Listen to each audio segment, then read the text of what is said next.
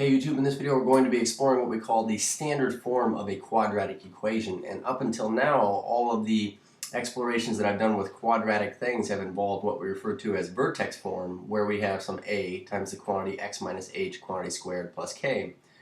In this video, we're going to start by introducing what we call standard form, but we say it is any quadratic in the form f of x equals ax squared plus bx plus c, and we see that we have this squared x term here, which is the key characteristic of anything quadratic, but we say where the a value is not allowed to be 0. And if we had an a value of 0, it would just mean that this term wouldn't exist, and we would have a linear thing as opposed to a quadratic thing. But this is a very common form that we see with quadratic equations, and what I'd like to do is point out the key characteristics of parabolas written in this form so that we can, instead of making a table every time we want to graph it, describe its key characteristics more quickly. So first things first, we want to point a few things out here. We say that y equals ax squared plus bx plus c, when a is positive, you'll notice opens in an upward fashion, okay? And when y equals ax squared plus bx plus c has an a value that is negative, then it opens downward. As a matter of fact, what I'd like to say is that the a value that you see in vertex form, this a value right here, is the very same a value that you see when it's written in standard form. So we can think of those as being kind of the same things. So now we say opens upward when a is positive, opens downward when a is negative. We also want to note that the graph is narrower than the graph of f of x equals x squared, where I want to point this out. If I were to write f of x equals x squared, that would be the same thing as f of x equals 1x squared. But basically, when the absolute value of a is greater than 1, we are going to have a graph that's narrower than just 1x squared. And we can think of that as some vertical stretching going on, okay? And we say that it is wider when the absolute value of a is less than 1. Or in other words, when a is somewhere between 0 and 1, 1, then we get something that is wider, or we can think of this as vertical shrinking going on when we have an a value that is in that range there. Okay, furthermore, we say the axis of symmetry is x equals negative b over 2a. Now, in my last video, we explored the axis of symmetry, and we said, well, given any parabola here, then there's this invisible line of symmetry that runs through it. And when we're talking about things in vertex form, well, it's very easy to see that if this is hk, then the equation that we give here for the axis of symmetry is just x equals h, because it must share the same x value as the vertex. In this particular case, if we're written in ax squared plus bx plus c, where a, b, and c are these coefficients here of our x terms, and I know that this last one here is a constant, it has no x term, but we say those values there, then we could say that the axis of symmetry is actually given by x equals negative the b value over 2 times the a value. And it follows then that the same reasoning applies that we had down here in this particular instance. That is to say that if the axis of symmetry is given by, say, x equals h, then that's the very same x value that must be our vertex x value because, well, they share the same x value, or it goes through the vertex, that axis of symmetry. So the equation of the vertex here, or at least how we obtain the values in the vertex, we say that the x value has to be the same as the x value on our axis of symmetry, which is negative b over 2a. Remember that, negative b over 2a. And then what you're seeing here is essentially the y value at the vertex would be what you get when you plug negative b over 2a into the function. So in other words, just like we call every point x f of x, then we could say that this point here is the x value is negative b over 2a in this particular case for the vertex, and then the y value you get when you plug that into the function.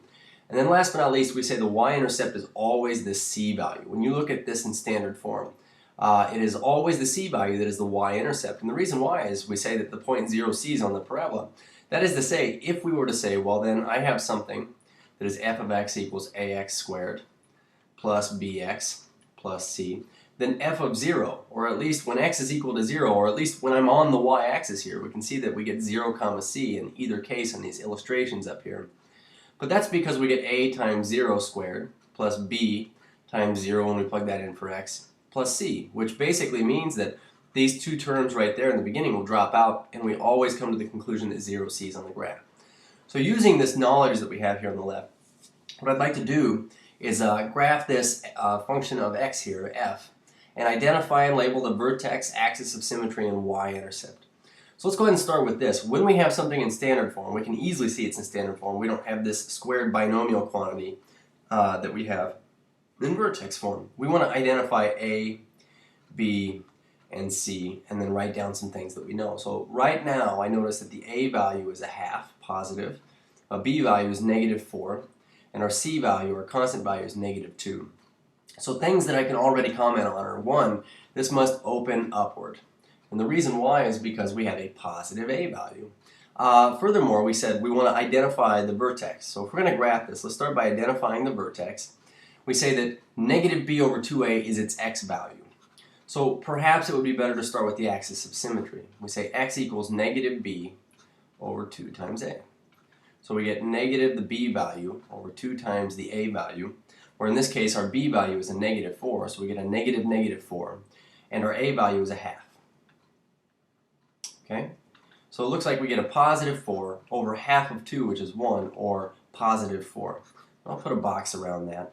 So we could actually trace over 1, 2, 3, 4 to the right now, and we can draw on this imaginary vertical line, and we'll label this, but this is our axis of symmetry. And we say x equals 4 is our axis of symmetry. We also know that the vertex has to lie along this line, because this is the line that divides our parabola in half. So we say our vertex must have the equation 4, or this -b over 2a, and then what we get when we plug that into the function. So for right now, I'm just going to write f of 4. And what we're going to need to do is we're going to need to actually go find f of 4. So we get f of 4 would be equal to, now our original equation was 1/2 x squared plus, minus 4 times our input, 4, minus 2. So simplifying this, we get 1/2 times 16, using our order of operations, minus 16 minus 2. Half of 16 is 8, so we get 8 minus 16 minus 2. Whoops.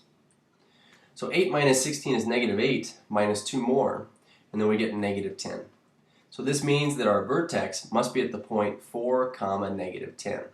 So seeing as how my graph goes down 5 units here, we're going to have to change this so we're going by 2's on the y-axis, where we were going by 1's on the x-axis here.